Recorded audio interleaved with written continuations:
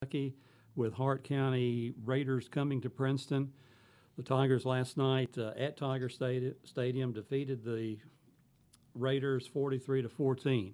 I'm joined this morning by head coach David Barnes, and we'll be back after these messages from our sponsors and begin to break down last night's football game. Mobile Deposit is here.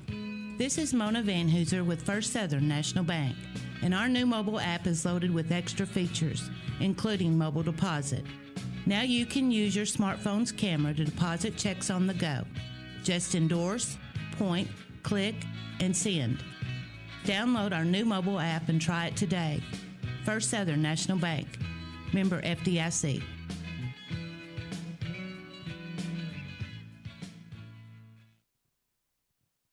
Great news! Any size ice cold and refreshing soft drinks are still just $1 at McDonald's every day. That's the news. Now the weather. Soft drink lovers at McDonald's report enjoying ice cold deliciousness. Also reported, chance of refreshment, 100%. Get any size soft drink for just $1 only at McDonald's. A la carte only, limited time offer at participating McDonald's. Cannot be combined with any other offer or combo meal. And welcome back to the Quarterback Show this morning. The Tigers won the game last night easily in the first half, putting up their 43 points. They were extremely efficient on offense last night, scoring on all but one of their drives. The only drive that we did not score on, we were stopped at the Hart County 6-yard line, having turned the ball over on downs. David, it was a really efficient performance last night by our gang. You know, I thought the kids came out ready to play, and, that was my big concern going in is, how we were going to bounce back off of last week's game. But, this was a playoff game and meant a lot. Kids knew the win puts in the second round, and the loss we're taking up equipment on Monday. So I thought we came out and took care of business early, which is what I really talked to them a lot about all week long. The thing I was pleased about is the way we threw the ball and caught the ball last night. The conditions were very similar to last week when we didn't do so well. I think we were only had 2 drops maybe the whole night. And really, Joby, with only 3 incomplete passes and a couple of those, as you mentioned, were drops. We were glad we were situated on a hill. If we'd been at the bottom last night, we may not have been able to have seen the field. If we'd been in Ohio County, we wouldn't have been able to see. It was tough coming home last night. We're going to break down the first half, then take a break and talk about the second half, and then finish up with our third segment about the stats and our opponent next week. But the Tigers, again, win the toss. As we've done all year, we deferred to the second half.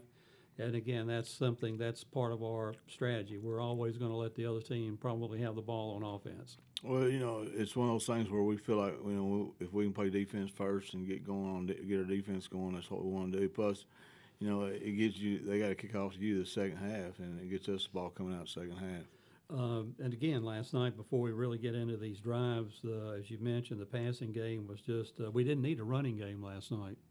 Yeah, I thought our receivers did a really good job of looking the ball in last night.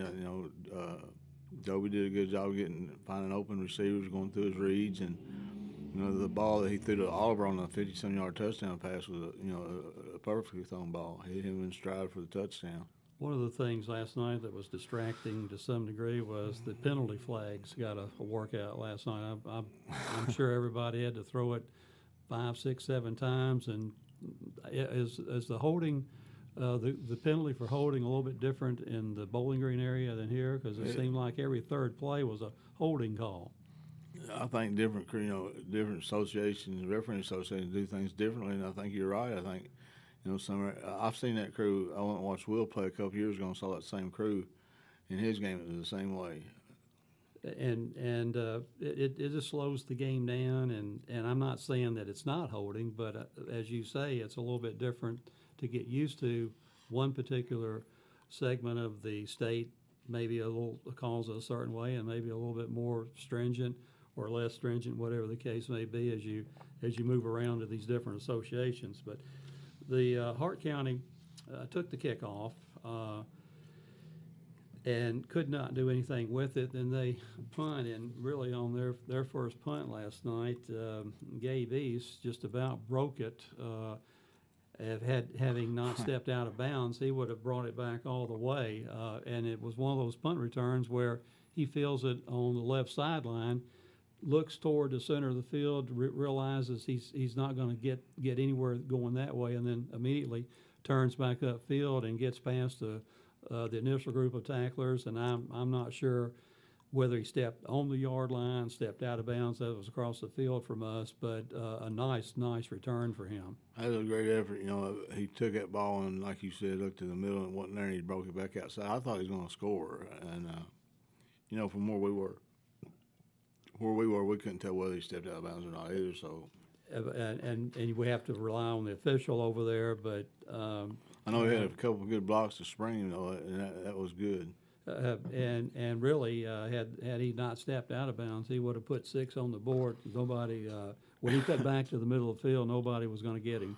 He came in after the game. He came in the locker room. He looked at me, grinning ear to ear, and he said, "Should have had a touchdown tonight on that punt return, shouldn't I?" I said, "Well," and I didn't even ask him if he stepped out. He wouldn't have known if he did or not. But anyway, the Tigers take over from where Gabe steps out of bounds, and they only need 4 plays to get to the end zone. The big play being a 39-yard pass completion from Joby to Oliver to the 1-yard line. And Oliver last night getting a lot of his yards after catches, although this particular catch, most of that was true because he got a tremendous block from Ben Holt on that particular pass, which almost sprung him.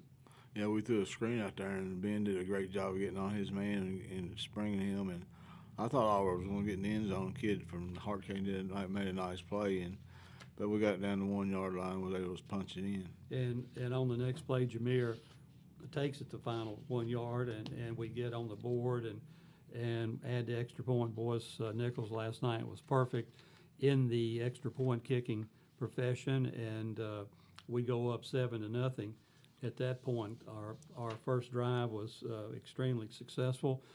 Hart County on their second drive, again, unable to move. And on Hart County's first drive, I believe they pick up one of their only 2 first downs in the first half, and that on a penalty. Mm-hmm. And so Hart County gets the next kickoff, unable to move. It's a 3 and out, and they have to punt. And from this time on, David, I thought we were quite determined to block a punt on their next 3 punts. We were jumping off sides. We were crashing hard. Hunter was one bad, I think. He jumped off, and we kept telling him to stay back. But we got close a couple of times. I thought we had one of them, but yeah, you're right. They were wanting to block a punt. Well, I didn't know if that was something that revealed itself on film. We worked on it during practice. Coach McGowan had, and but we got close. Hunter, we made that punter hurry time after time after time. Yeah, Hunter. It may have been a thing with him where he said, "I'm going to block this punt too." So I'm not so sure we had that block set up coming from the middle. But then we take over. We go 65 yards in 4 plays, overcoming 2 penalties, totaling 20 yards. Jameer with his longest run of the night in that series of 9 yards. The touchdown is a 59-yard pass from Joby to Oliver, which to me was a straight go pattern. Yeah, we were. I know we knew, and we put somebody in motion. We put Ben Holt in motion across the formation, and they were playing 2 deep secondary. And so when we did that, the safety would roll down out of coverage and was leaving that whole middle of the field wide open. And Oliver was able to take advantage of that. And Joey makes a nice throw and we get a touchdown on that. And he makes a nice throw and a really, really high arcing ball that one. I'm sure Oliver looked at it in all the way, because that's one of those kind of passes that if you're not paying attention, you can drop, especially with a moist ball and having to travel through fog and everything else. Well, last night we had Brad Harrelson invented a ball dryer. And he had a propane heater set up with this little box, and he was putting those balls in there. Same thing that Mayfield did last week, but maybe not as sophisticated as what Mayfield had. But Brad did a great job last night keeping that stuff hot. So we were throwing a dry ball. Yes, sir. Good. So we go 65 yards. The final 59 yards of that was a pass from Joby to Oliver. Boys adds the extra points, and with 4 minutes and 34 seconds remaining in the first quarter, Caldwell County goes up 14-0. Hart County, again, on the next kickoff, cannot move the ball, and they go 3 and out, and another heavy pass rush on our effort on that particular play. In fact, we make we take over at the Hart County 36, so their punt really almost got no distance at all. The Tigers get a first down to the Hart 11-yard line. Another time that we overcame a 10-yard loss by Joby, getting us to that position. We got to the 11-yard line on a 27-yard pass completion to Oliver on 3rd and 12. Really nice thrown ball by Joby, and Oliver again making a nice catch. Yeah, and there's another route right down kind of on a post type route that opened up in the middle of the field, and Oliver did a nice job of making a catch. Joby did a nice job on that one, stepping up in the pocket and making a throw. So from the 12-yard line, the Tigers eventually get it to the 6-yard line. 2 passes and the series of 4 downs go incomplete, and we turn it over on downs to Hart County at their 6-yard line. Yeah, looking back on that, I probably should have went for a field goal. We talked about kicking a field goal there, and probably should have just to get the practice part of it done. But there's a part of it, Will and I always wanted and Bradley, we were wanting a touchdown, so that's what we were doing. Well, we wondered in the booth, but we felt like we had seen something that we wanted to exploit. Can we get in from the 6-yard line down close on 4th down? Yeah, that was part of it too, and you know, I'd give boys a shot, but we wanted the 6 points. Well, in a better, stronger competition, we might opt for the 3 points. Right. It's never getting points on the board is still the object of the game. But we turn it over to Hart County at the 6. They managed to pick up their only other first down of the first half last night, but they have to punt the ball. Again, it's 4th and 10, but we're offsides, jumping offsides to go try to block the punt.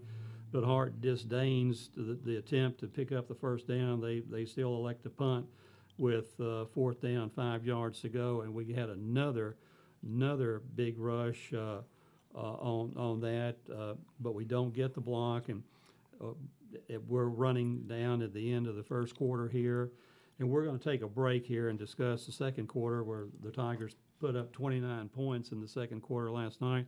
Taking a break here for some messages from our sponsors. We'll be back after these messages. It's that time of year when you'd like to have a little more light around your home, farm, or business, so you can do more things outside. And light for security. A tip from Penny Rile Electric. Make those lights LEDs. LED bulbs last much longer, cost much less to operate. Penny Rile Electric members can enjoy the safety, convenience, and peace of mind with security lights wherever you need them.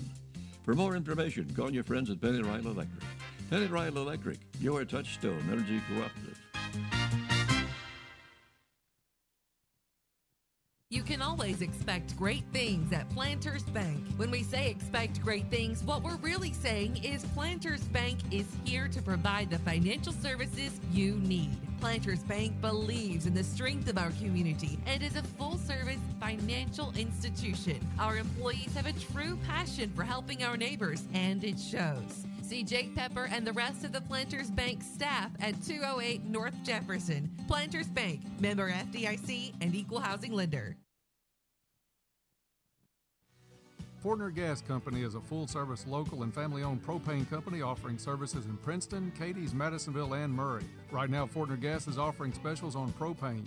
Fortner Gas offers Holland and Napoleon grills, Dixie choppers, and they also have Red Max weed eaters. Contact Fortner Gas Company today for all of your residential, commercial, and agriculture propane needs. Fortner Gas Company, a family tradition of service since 1951. Howdy, folks. Colonel Sanders from KFC here with some real news. My delicious, world-famous original recipe fried chicken is available at a KFC near you. It has been and will be until the end of time. No matter what's happening in the world, you can trust that my original recipe chicken is always made with 11 herbs and spices. Many unnamed sources agree. It's delicious. Get it in a KFC $10 chicken share and enjoy it with a friend. KFC, it's still finger-licking good. Limited time offer at participating KFCs. Prices may vary. Tax and substitution. And welcome back to the Quarterback Show. after having taken the break, mentioning the Tigers forced the punt by Hart County. The Tigers take over at the Hart County 40-yard line after another heavy punt rush. This is Caldwell County's fourth drive of the evening, and in 6 plays, the Tigers reach the end zone. First play is a 5-yard pass to Oliver. Oliver comes out of the game, and his replacement, Trace Olden, has another 12-yard pass to him. The third pass play in that drive is a 12-yard pass to Travis, and Travis again catching the ball well and just muscling his way upfield on that. The next play is a 6-yard pass to Travis, the same thing. Then we throw an incomplete pass, and then we're at the 10-yard line, and we make the pass to Jameer. He takes it, eludes one tackle, runs over a guy, lunges for the end zone. Great picture in the paper this morning by Todd of that lunge into the end zone. Great effort by Jameer on that play to reach the end zone with an outstretched arm, with ball secured with both hands, and we get on the board again. That was a good drive. You know, Travis makes 2 good catches on some hitch routes out there and gets up the field and makes yards, and then Jameer does a great job of yards after contact, extra effort to get that ball in the end zone. And again, we were a little bit apprehensive in the box last night in the booth. The official on that side of the field was late. I don't know where he was on that play. I think he'd gone to the concession stand. But it was 2 seconds before he gets to the goal line and raises his hand, signaling a touchdown. And I could see that one being down at the 1-yard line for him not knowing where it was by not being in possession. Well, that's going to be my only comment about the officials today. But the call was correct. He was in the end zone, and the picture in the paper shows that clearly this morning. Boyce adds the extra point. Caldwell County up at this point with 7 minutes and 33 seconds remaining in the second quarter, leading Hart County 21-0. Hart County's next drive, again, they're unable to move. They have to endure a 10-yard holding penalty, and I don't know how many holding penalties there were last night, but I think each team got about 5 or 6. I think they equalized themselves out. Yeah, there's at least that many. And Hart County could not overcome that penalty, and whereas last night they were not able to overcome their penalties, but the Tigers were able to overcome theirs. Hart County punts from their 31 to the Tiger 45-yard line. Another instance where there's a heavy rush, only resulting in a 20-some-odd yard punt for Hart County. Caldwell County then moves 55 yards in 4 plays, overcoming a 5-yard penalty. Trail with a 14-yard run, and that was from the Wildcat, was it not? Yes, yes. The only play that we ran from the Wildcat last night. It's on one, yep. So we were. I looked up, and I thought I saw the snap go to Trail, not to Joby, because I don't know whether Joby was in the backfield. We moved him out to receiver. Okay, so Trail takes it, picks up the first down on the first play of that series, and with 3rd and 10, Joby hooks up again with Oliver on a 45-yard TD pass. Joby's 3rd pass of the night and Oliver's 2nd TD catch of the night. It looked easy all night long when we got our receivers deep into their coverage. Well, there was a lot of grass in the middle of the field, like we talked about on that first touchdown, and it's the same situation here where we put the guy in motion and open up the middle of the field, and Joby makes another good throw right where we're all ready to break stride. And Hart County's coach is unable to realize the man in motion was weakening their secondary then, I'm sure.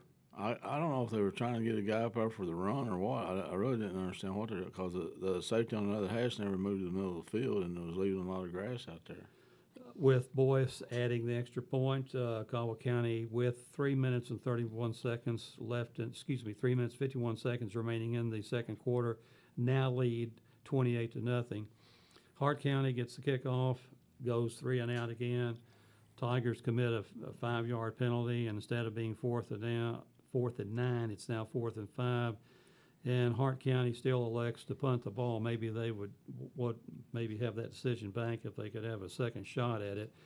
It appears that from where we were in the booth that we maybe tipped that ball a little bit coming in. It looked like we had 2 or 3 hands going up when that ball was leaving the punter's foot. I thought we tipped it. It looked to me like it was tipped, but anyway, it goes up in the air, and lo and behold, I guess Hunter was dropping back in coverage on that particular play because he catches it in the air at the 35-yard line, goes down the right sideline, and I'm, in my mind, almost untouched for the touchdown. Well, that was great. You know, here he got that, picked that up, and got that touchdown. But the bad thing is, and I hope Holly doesn't care for me saying this on the radio, Holly was in the restroom. She missed it. So she's going to have to look at it on video or something. And Ben was giving her a hard time about that last night after the game. Well, with YouTube and the stream format and all that, she'll see that play probably another 400,000 times in her life. But that was a great play. But again, Hunter's second, I almost call this a defensive touchdown because we technically weren't on offense. With a pass interception return early in the year for a touchdown. With his punt return, with his 408-9 tackles as we keep moving into the season for his career. Had to be a great lift for that young man to be in the right position at the right time and know what to do with it. Well, he's all over the field, and his motor doesn't stop. He gets after it, and he's in the right spot at the right time. And a lot of times a lot of kids might have just fallen on that ball right there. He picks it up and gets it in the end zone, and here he is, a senior in a playoff game. That's something he'll remember.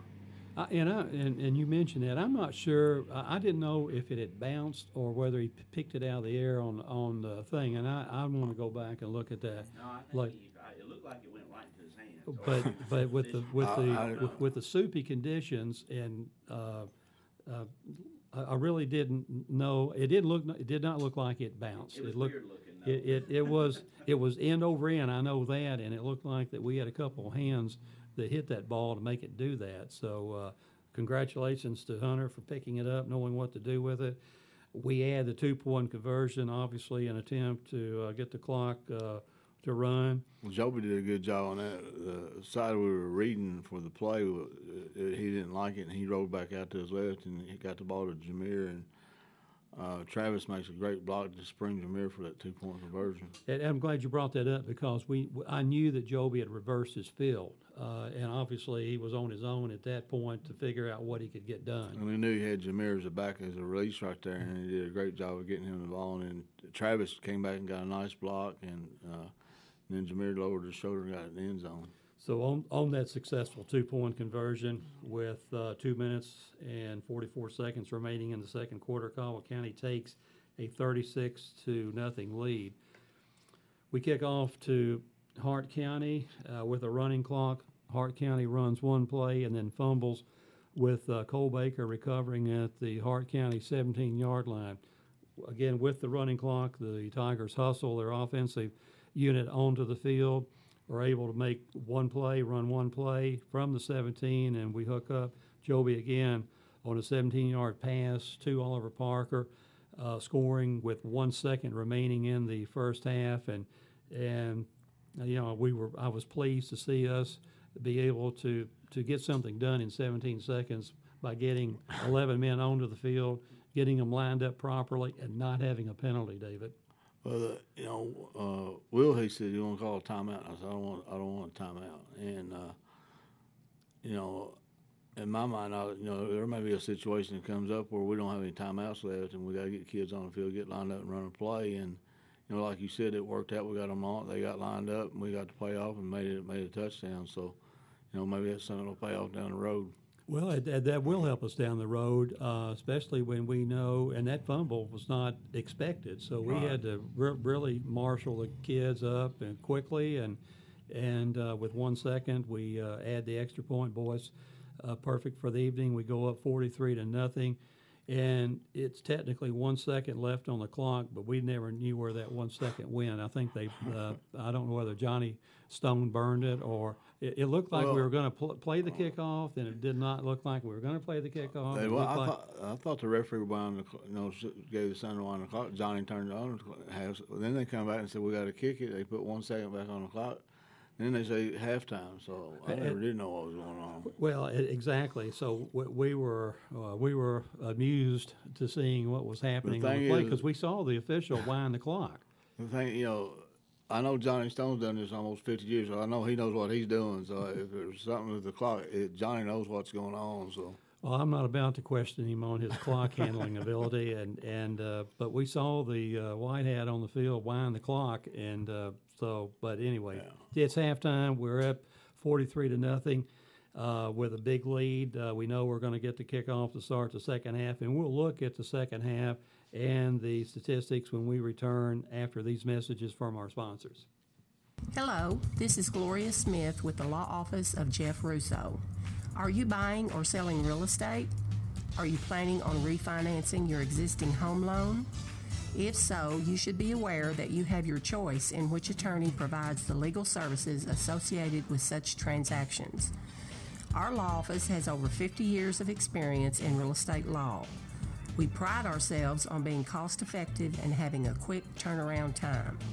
If you're in need of such services, call us today at 365-2763 or find us on the web at www.jeffrussolaw.com. We are located in downtown Princeton on the east side of the courthouse. This is an advertisement. At Morgan's Funeral Home, we're family owned and managed by people who care more about you. What separates us from the rest is how much our people care. During your most difficult hours, you deserve the most understanding and caring service available. That is what you get at Morgan's Funeral Home. That's what separates us from the rest. Morgan's Funeral Home, serving families for over 100 years. This is Brad Harrelson, a financial advisor with Encompass Wealth Management. I have been partnered with the Woodall Insurance Agency for the past 13 years. In just the same way the Woodall Agency has worked hard to be your local insurance agent, I want to be the person you think of for your financial advice. So give me a call at 365-5541 or stop by our office in Princeton to discuss your financial future. You'll be glad you did.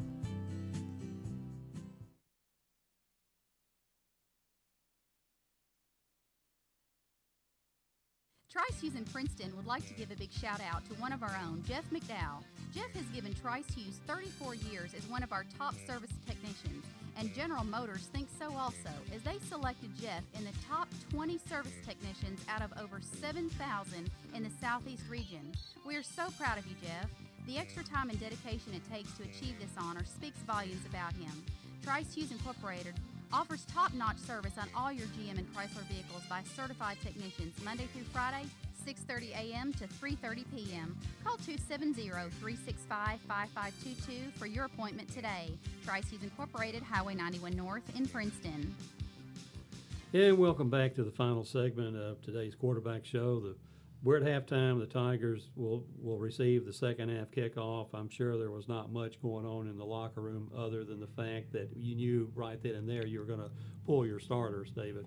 Yeah, well, the main thing I want to impress upon them is, I was pretty nervous all week long going into this game, and I thanked them for going out and taking care of business. I said, I'm not cutting Hart-Cain down, but we got an opportunity to go out and play. If we come out and play hard, we can have this thing taken care of at halftime, and we did that. And I was proud of them, proud for the effort we got. And then from there, that was getting everything lined up for when you start getting kids in the game in the second half. We had a couple of times we were on substitutions and stuff, but we tried to get all that taken care of and make sure everybody knew what was going on in the second half and. To make sure those other kids, hopefully, were paying attention to the game. The varsity kids that had played the first half, support those kids that are out there on the field playing in that second half. Well, we knew that whole second half was going to be devoted to the reserves, and it makes them feel good, and that they were able to contribute, get some field time in the playoff scenario, and we know when we come back out, we didn't know whether you were going to try to run the kickoff back or whether we were just going to put the reserves on the field to start with. And we knew that most of them, if not all of them, were reserves. And something that Hart County does to come out to start the second half is an onside kick. Yeah. We should have gotten on it. It bounced off of us, and we couldn't get on it before Hart County did. Probably the only mistake that we made all night that we probably could have done better. And that that is something that group we had on the field going out at halftime is our kickoff return team, with the exception we did have two different deep guys, and that's something we work on, and that happens, and and we talked to them about they will probably onside kick, and we could have gone hands team, but I decided to try to get the return in case they kicked it deep. So anyway, Hart County recovers. In the second half last night, Hart County has the ball on 3 drives with the running clock. Caldwell County basically about three drives, but Hart County's able to, the first drive of the second half, they're unable to put the ball in his end zone, but on their final 2 drives, the first drive, they basically move from the Tiger 38-yard line. They go 62 yards. And then on the second drive, they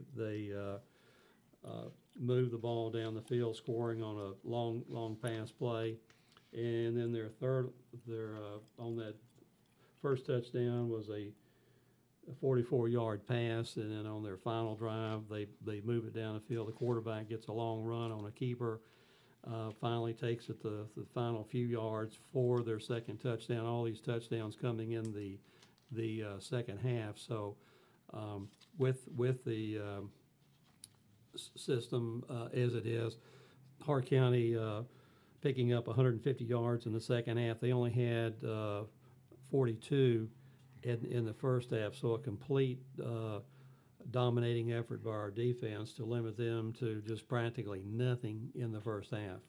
I thought the first half our kids were getting to the ball. We had a lot of, if you go back and watch the film, we had a lot of helmets on the ball last night, and we were pursuing well the ball. Did a good job. We knew they were going to do a lot of sprint out stuff with their quarterback. Thought we did a really good job on that for the most part. And I was really proud in that first series of our JV defense. We held them out. They drove the ball on us, but we made a stop and got the ball back, turned it back over to our offense. So I was really proud of the way those kids got after it. And the Hart County picking up some yards on that first drive. Their second drive, they went 56 yards and 75 yards on their final drive. But Caldwell County gets some back in one of those kickoffs. We were able to pick up a couple first downs on a one-time Russ Bashir on a quarterback keeper. Instead of heading off to the sidelines at a normal Russ move, he goes upfield to see if he can run over 2 or 3 guys, and accomplished his mission. I think. Got the first down, ran over a kid, and that's the way he's going to run the ball. And he did a great job on the defensive side too. He made some tackles, and he got after it, and then comes out and playing the quarterback spot. Did a really good job.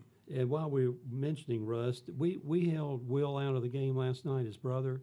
No, he played the whole game, but I don't. That's what his dad told me after the game. He said, Russ gets in, he gets a tackle. Will played the whole game. The first half, never got a tackle. I was talking to Ty before we went on the air this morning and looking in the paper, and I'll go over the tackles here. I said, Will had no tackles, and yet this is the type of team he eats up, especially from the Russ position at the end. He'll normally have 2 sacks in a game like this, but I said, well, maybe David held him out. I never did see him running around in the middle of a pile, and you're able to pick up a second hit or something like that, or an assist. So I said, we'll ask David about that. No, he was in there. But he didn't hurt his ankle or anything like that. Good. No, we came out injury-wise pretty good last night. Good. Another play that we had in that was a pass from Russ Bashir to Jamarius Blaine. Jamarius is turning himself into a pretty good little football player. He's going to be a good one for us. He didn't play last year, and playing this year is going to help him tremendously, and he's going to be a big part of it next year. Yeah, we knew that Hart County throwing the ball downfield in the second half, we had good coverage on most of those throws. Isaiah Treadwell, yes, Travion Samuel making some tackles last night. Seth Slayton picking up a few tackles, and so I thought, even though and probably 2 long plays hurt us on those 2 touchdown drives. I think the quarterback went up the middle for 45 yards or so, and then that touchdown to the Rutledge kid for 44 yards. That was probably a ton of their 150 yards, just basically maybe on 3 or 4 plays. But we end the game. Hart County does get on the scoreboard. Caldwell County ends up winning this one 43-14, and we're able to live another day and advance to the second round of the playoffs. And we'll look at the rushing totals here last night. Russ rushed for 4 times for 31 yards. Jameer 7 times for 11. Seth Slayton 5 for 11. Trail 1 time on his Wildcat carry, 11 yards. Travion Samuel 1 time, a -7. Joby 1 time, a -10. And we had 1 bad snap and 1 team loss of -6 yards. 20 carries for the Tigers, 41 net yards.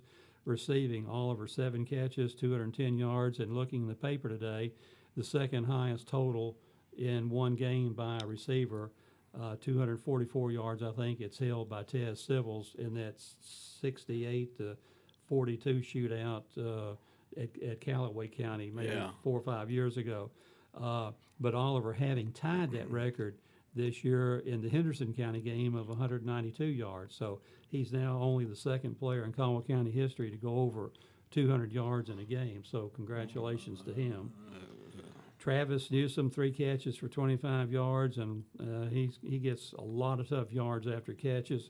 Trace Holden, 2 for 20. Jameer, 2 for 12. Trail, 2 for 5. And Jamarius Blaine, 1 for 7. 17 catches for the Tigers last night, 279 yards. Joby, another efficient night, 15 out of 18 for 274 yards. Russ, 2 out of 3 for 5 yards. Again, the Tigers converting rushing and passing yards, total net yards of 320 yards. Hart County in the game, 192 yards total yards. Hart County, 75 yards rushing on 28 carries, and 40 to 50 of them coming on 1 carry. So we've completely shut down their running game last night. Their passing attack, 8 out of 17. Possibly we could have had a couple interceptions. We got our hands on at least a couple balls, but couldn't pull them in. So Hart County, 192 total yards. Caldwell County, a real dominating performance last night. Tackles, Caleb Burden leads us with 9. Hunter with 6. Cole Baker with 4. Devin Kilgore, 3. Mac Englebright, 3. Travion Samuel, 3. Seth Slayton, 3. And then 2 each by Dylan Gray. And Dylan got in the game and had no problem with his heavily wrapped up hand. No, he said he did all right with it. Created no issues whatsoever, other than uncomfortable, I'm sure. Oh, sure, yeah. 2 tackles to Trail Riley, 2 to Tate Van Hoosier, Mitchell Harrelson, Cole Fralick, and Riley Orange, each getting 2 tackles, and 1 each by Jamarius Blaine, Trace Holden, Barron Wells, Cameron Baker, Gabe East, Max Kramer, and Jaden Towle. Fumble recovery by Cole Baker, and a sack each by Cole Baker and Devin Kilgore. Devin played when he was able to get himself free. He was after tackle, after backs and quarterbacks. Yeah, he came through free one time. Got made a big tackle. And so the Tigers really no problem last night. Obviously now we'll be focusing on our next opponent, David, and that's the LaRue County Hawks. Now, LaRue County, they're out of Hodgenville, and I don't know that Caldwell County's ever played LaRue County. Todd will know that for sure, but they're coached by Josh Jaggers, who has family ties here in our community, and his dad Marty Jaggers, granddaddy Joe Kelly Jaggers, and our quarterback Joby Jaggers is Joe Kelly, Johnny, who's Joby's dad, and so it'll be a big week for the Jaggers family, and we look forward to it. And the good thing is we're moving on to the second round, and took care of business last night, and we hope that we have a great crowd out there next Friday night for that ball game, and it's the second round of the playoffs, and win that one, we get in the regional final. Well, and as you say, when I got home last night and began to write down what I was going to bring up this morning, I did a little genealogy, and Josh Jaggers and Joby Jaggers are true second cousins. So I like to play the genealogy thing. So we got that out of the way. Do we know anything about LaRue? Are they passing it oriented or run oriented, or we've not seen much effort? Obviously, tomorrow's film work for us. probably going to be more run oriented. You know, I've just seen bits and pieces of them. I haven't sat down and watched a bunch of it yet, and we haven't really seen them because the films we've broken down on teams we played, LaRue County didn't play them, so we feel like they're probably going to be a run oriented team. You know, if you go back to his heritage with the Jaggers family, they're a run-oriented family. They're going to try to run the football, and you know I'm sure Marty's helping Josh out up there. So I know they got a couple of really good athletes. So you know we'll have our work cut out for us. But the good thing is we don't have to go there. They got to come here. Well, and then last night, Union County having to go to LaRue County only lose 14-0. So I would imagine you'd study that film extremely well since we had it pretty easy with Union County. I didn't talk to Josh last night. We texted back and forth about midnight last night about film trade and stuff, and he said their field was really sloppy. He said it was a really muddy field last night. So he said they really had to, you know. So I'm sure that probably played a factor in that game. But you know, Josh is a great kid. He does a good job. They'll be coached well, and you know, it ought to be a great ball game. Well, it looms as a real nice, exciting setup for next Friday night. And when you're talking about field, I thought our field was absolutely beautiful last night. Held up extremely well again, and nothing that I could see from the press box of any turf being churned up. It looked good to me. I mean, you know, Will and those guys have done a great job. Bruce Farmer does a great job getting that field painted up, and he did that the day before. I don't know if he's going to get that done or not, but he does a great job getting it, and it looks good and you know, held up well. Another thing that kind of, if you go back to 1998 when Caldwell County won the state championship against Danville, Josh Jaggers was on Danville's team and was one of their better players and ended up leaving there and signed with the University of Kentucky. But I think, you know, so there's another tie there that goes back to 1998.